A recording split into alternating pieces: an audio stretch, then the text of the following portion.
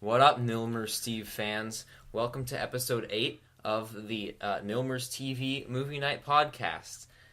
Today we watched absolutely anything. Oh, by the way, I'm here. I'm Thur. Yeah, you may remember him from episodes 1, 2, and 5.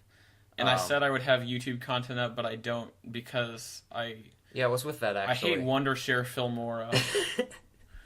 the trial. Yeah. Yeah. I don't want to pay $50 for a video editor because I'm 15. Too bad.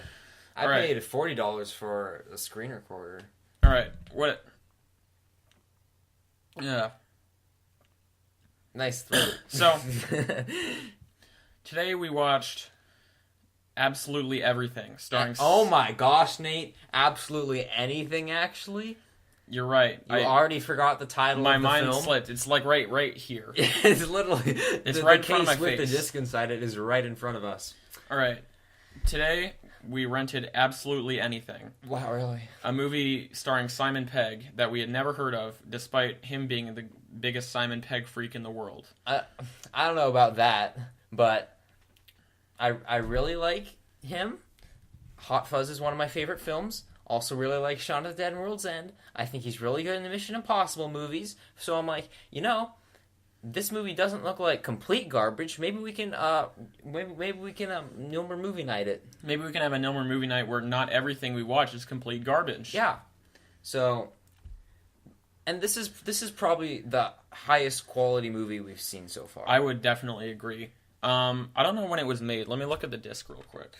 Well, Robin Williams is in it. He plays a dog. All right, so this movie it's was not too new. This movie was made in 2015. Okay. Jeez. So like 3 years ago.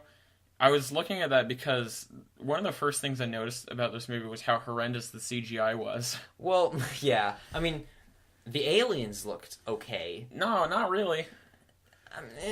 Especially their mouth movements were not great. Yeah, definitely. I mean, I couldn't tell if they were trying to make it lip sync to English or if they were trying to speak in their native language and then it being translated and so it wasn't supposed to look like it. Yeah. Well, I wasn't really watching the aliens' lips, so it didn't bother me a whole lot. But yeah, the CGI in general isn't great. There's a scene where dog poop starts walking to the bathroom to dispose of itself. We'll explain this in a minute. And it just jumps in the toilet and looks quite fake. Yeah, I would say. All right, so the premise of this movie is that there's this weird British guy played by Simon Pegg, and he has a crush on the girl downstairs from in the apartment below his. He's like a teacher, and then he's written like a book or something. I don't think he's written a book. He's writing a book, and he teaches in a classroom. So the other, I guess, the second half of the plot is that aliens have found this planet, and they want to try to incorporate it into the intergalactic union, and if they don't, they're going to blow it up. So they randomly select a human and give him, and the human is Simon Pegg, and they give him basically omnipotence. He can do whatever the hell he wants. Absolutely fecking anything, to quote Simon Pegg. They say fecking in this movie. It's kind of weird. They say it like twice. I don't even know what's up with that. More than twice, for sure. There was like one bit where they said it a few times, and then I think he only said but then later in the movie they said it again. Yeah. Anyway, it doesn't matter. So they say fecking, and and most important part of the movie. And so once he gets omnipotence, like the first half hour is just him trying to figure out the limits of it and what he can do with it exactly. And it turns all comedic. Like there was a conversation about this exact thing where he and his friend are discussing what would you do if you had complete omnipotence, and he said, I would blow up this classroom, which is called 10C, but we thought it said Tennessee. Yeah. So then we're like, that didn't blow up Tennessee. and then later we were like, oh, 10C. Anyway, 10C actually blows up and 38 people die, and he has to reset time or whatever because he's omnipotent. Yeah. And this is mainly a comedy movie. It's got hints of sci-fi, I guess, because he can do whatever he wants and aliens and stuff. but mostly it's about trying to make the viewer laugh. And there's like some emotional stuff near the end, or that's meant to be emotional anyway. Yeah, and I think for the most part, the jokes landed pretty well with me. Like, when they were selecting the person who would receive omnipotence, it went to Simon Pegg, but before that it lingered on Sarah Palin. And that one really got me. That was a funny one. Yeah, we looked at the Rotten Tomatoes page of this film after watching it. They gave it a 19% and said that it was, like, completely devoid of funny jokes. Yeah, a lot of famous people were in this movie. Besides Simon Pegg, his dog, who he eventually makes talk, is played by Robin Williams. And all the aliens are played by the Monty Python crew. And the antagonist is played by that guy from 21 Jump Street. I don't know if I would call him the antagonist. There's this other character. The aliens are... The aliens are pretty much the antagonist. Okay, sure, but this guy's kind of... There's this wacky guy, and he's like in love with the love interest of the movie, and she doesn't want him to be in love with her. And we were like, we recognize that guy. And afterwards, we looked his name up, and he's the coach in 21 Jump Street, if you've seen that movie. So that's what we were thinking about. Right. I've never seen him in anything else. I certainly don't recognize his name. His I name is looked him Rob up. Riggles. He's in a lot of animated stuff. Anyway. Oh, okay. The humans don't even know that the aliens exist throughout the whole movie. Oh, yeah. They're just kind of like commentating on it, basically. Right. But they do end up stopping the aliens when Robin Williams wishes for the powers to go away. But we'll get to that. We'll get to that. We'll get to that. So, the main conflict of the movie is that his love interest is trying to be taken away. I mean, Simon Pegg's love interest is trying to be taken away. And he's trying to stop Rob Riggles from dying. No. Well, he's trying to stop Rob Riggles from trying to kill him and use his powers. And there's like this weird B-plot where he takes his friend and makes his crush worship him like a god. Oh, yeah. And that's kind of weird. It resolves eventually, but then like the friend gets really mad at him, and that never gets resolved. I know. It was funny, but it got a little old after a while. Yeah. Because nothing happens. There's like a chase scene where his love interest leaves his house, and then he's trying to chase after her. And the whole time I'm yelling at the screen, "You're literally omnipotent. You can make her teleport back to you and explain what's trying to happen." I know. So much in this movie makes no sense at all. Like, they don't follow their own logic. Like, I mean, there's no tension because he can do whatever he wants all the time. But he just, like, literally chooses not to. Yeah. So that's interesting. I'm not sure if I was too crazy about that part of the movie. But for the most part, it was enjoyable. Yeah, Simon Pegg did a really good job, I think. Yeah. As he always does, I usually. know. He's good in everything I've seen him in, like I said before. I think the movie is pretty well written as well. In terms of pure dialogue, but in terms of, like, the actual plot, like, everything can be immediately solved, and, like, he kind of just chooses not to do that. Right. So. It's, kind of weird. Mm-hmm.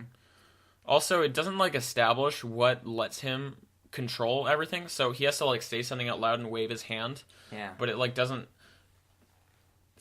say how he needs to say it, or, like, if he needs to speak to someone, because he does several things and just waves his hand, so it's kind of like he can't think plot it to convenience, himself, basically. He has to say it out loud for some reason. Right. Instead of just making things happen. Yeah. Like,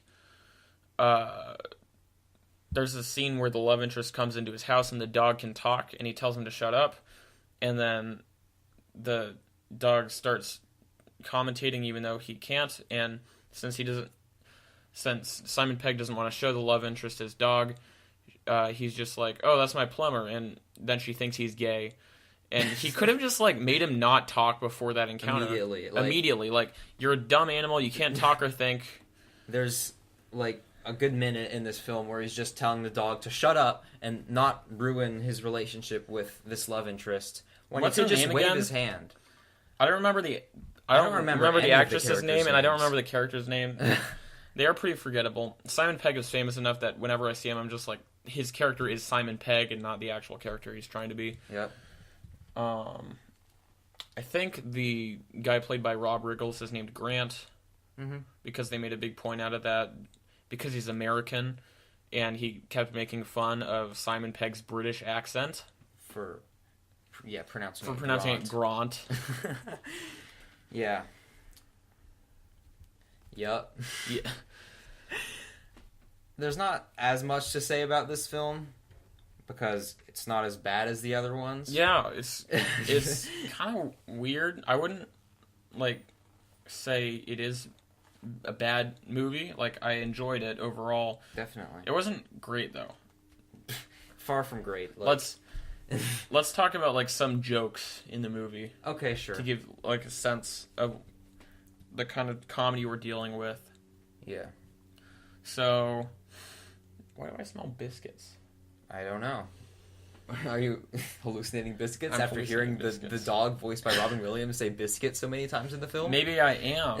They were making a joke about how dogs don't actually like being pet on the belly, and they just pretend to like it because they think humans like being pet on the belly. I mean, humans like petting them, and so they just put up with it. And it's kind of weird.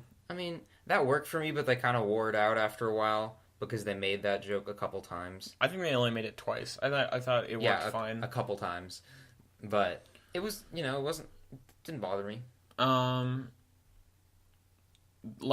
At the end, Grant basically somehow kidnaps Simon Pegg and holds him up in the tower and makes it so that he can only wave his hand whenever Grant lets him, and gives him a list of demands. And the whole time I'm thinking, you could still wave your hand inside that little glass box enough to make it so that your wishes could be granted. But he can't say anything out loud or else Grant will shoot the also, dog. You could literally lift up your arm.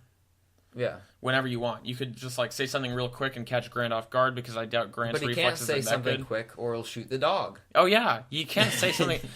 Shoot the dog. Yeah. We don't want him to do that. Definitely not.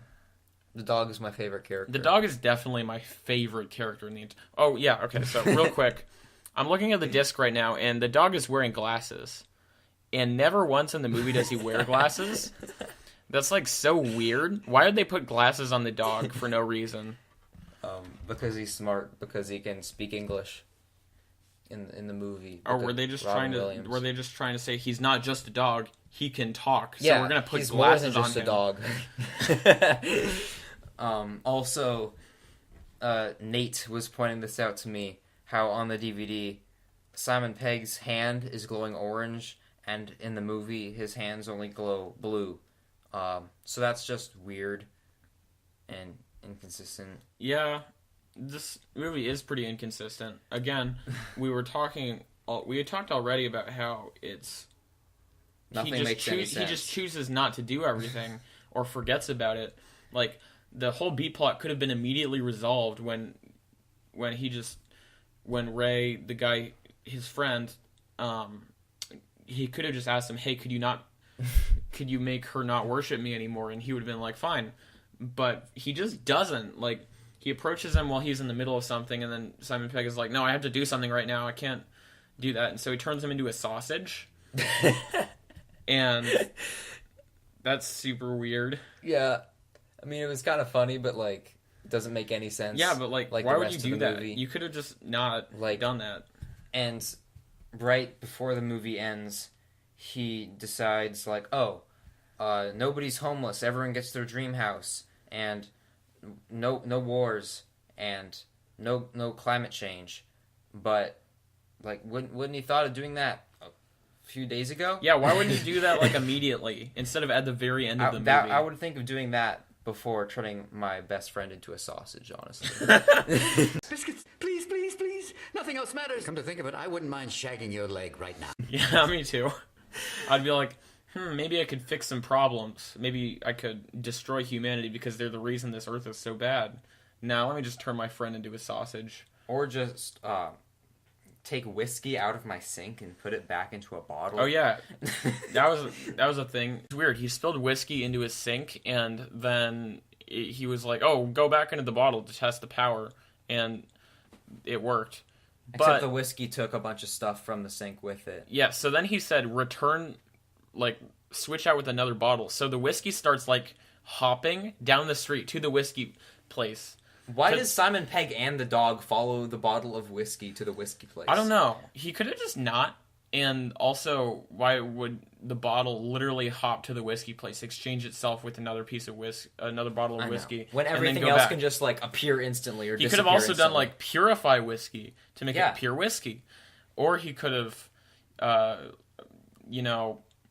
made it so that he could have a brand new bottle of whiskey immediately. But no, he just said exchange it with another bottle, and then it immediately got like it went into exchange, like.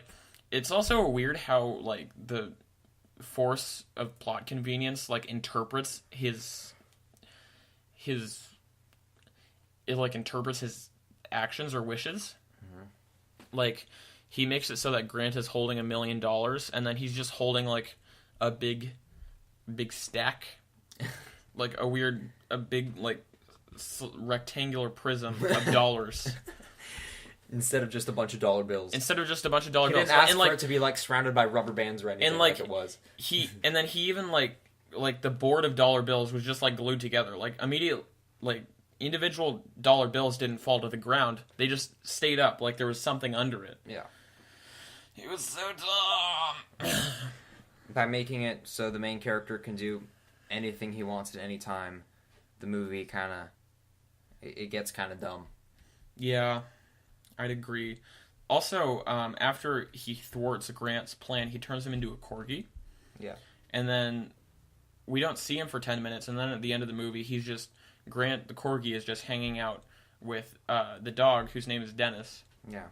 And then they have, like, an ending chatter, and they're like, I like being a dog, or something like that. And where was he the entire rest of the time? Like, right. Was he just wandering around the streets, and then he just happened to show up? Like, it's very inconsistent and doesn't pay attention to continuity that well. Yeah. It was so weird. Before Simon Pegg and the dog, voiced by Robin Williams, got rid of the powers, you would have think they would have gone like, undo everything I ever wished for, because it just screwed everything up.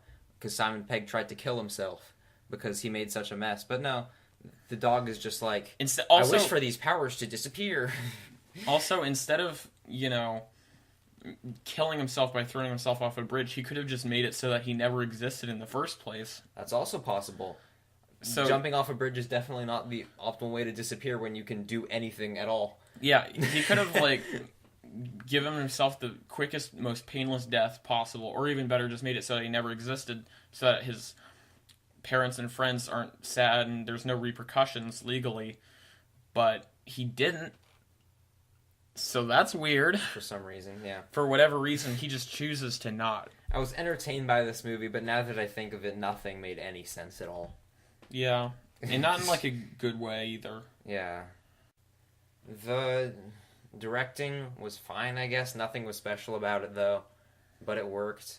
There was some cool spacey shots at the beginning. Yeah, sure. When they launched a probe into space, but, nothing else. I mean, all the stuff that actually took place on Earth didn't look special. A couple of the edits were kind of... there were a couple cuts where it's just like, whoa, that was jarring. So let me talk real quick. So at the beginning, they shoot it in a certain way where he wakes up from a dream at his desk, and then his neighbor's knocking on the door, and he goes to answer the door, and then the neighbor gives him an earful about his dog barking. Then he goes downstairs to talk to the love interest. I think her name is Christine or something. Yeah.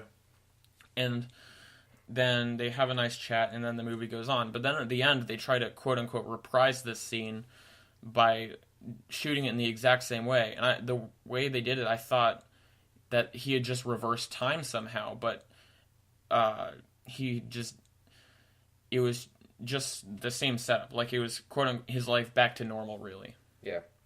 And that just really annoyed me. They could have found a better way to shoot it, I think. Because all the scenes in the movie are shot the exact same way. There's just a lot of close-ups and not long shots or shots of where they are. Because, I mean, most of it takes place in his apartment or his workplace. But, there's nothing special about the visuals. Also, one of the things that Grant demands is to make all the police uniforms pink, And for some reason, now all the criminals are like, ha ha ha, your uniforms are pink. The police just give up. And the police are just like, again? When in reality, they shouldn't be scared because it's the freaking police. Like, that pink uniform should just be like, oh, that's weird. But they should keep running because it's still the police. Also, they don't realize that their uniforms are pink until the criminals make fun of them. Like, they're like, ha ha ha. And then one guy looks at another guy's outfit and is like, hey, you're pink. Probably when they were inside the vehicle, they would have noticed, whoa, my clothes are just turned completely pink all of a sudden. Why is that? It's so dumb. Okay. Well, should we wrap this up? All right, let's wrap this one up. So I know this is a shorter episode, but there's just not that much to say. Thank you guys for listening. what would you give this one in a numerical scale? I'm not very good at numerical scales. I would give it a 5 out of 10. Is that As using the in- American grading system? Okay. I'm just As asking. in, it was fine, but I'll probably never think about it again. I'd probably give it a 4. Okay. 4 being like, it was on the verge of being all right, but it was kind of brought down a little bit by, it not making any sense. Yeah. Way better than anything else we've ever talked about on this podcast, though. Oh, yeah, much. I mean, Wolf Cop was entertaining, and I think it did what it was going for. But I wasn't there for Wolf Cop, but I assume it was great. Better than Brittany Ever After, Gamer 3D, or Daphne and Velma, which is the movies you've seen with me. Oh, yeah. Oh, my God. It was so much better than those. You have no idea. Jeez. So, watch it, maybe. I don't know. See ya. Bye. Follow my YouTube channel. Don't. It doesn't exist.